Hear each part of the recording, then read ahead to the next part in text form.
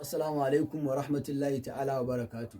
Al'ummar annabi alaihi salatu wassalam, a dukan wanda ya sanni ko ya san wannan fuskar tawa ya san cewa ni ba ma abocin yin magana bane a social media. To amma an zo gabar da babu wani da za mu iya ragawa kafa ta kowace sifa, saboda ana taba mana takalmin annabi Muhammadu sallallahu alaihi wasallam. To billahi allazi la ilaha illa huwa, takalmin nan ya fi duniya da abin cikin ta.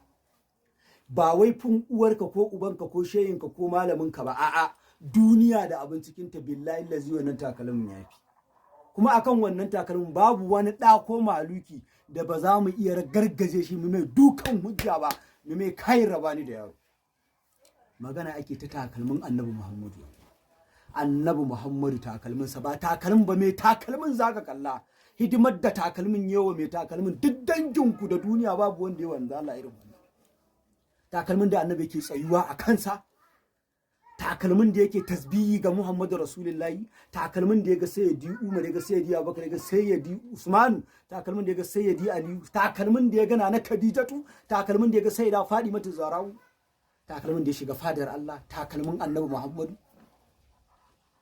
Ba magana ake ta uwa ko uba ba, a'a, har kake wani magana wai mawaki yayi kaza, ya kai uwarka. Nace uwarta uwarta ka ubanta. Babu abin da za mu iya, babu ta inda ba za mu ragargaje ka ba.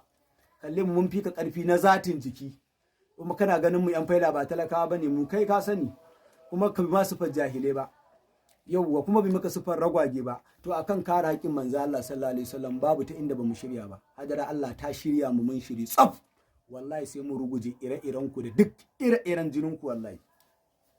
Takalmin annabi Muhammadu.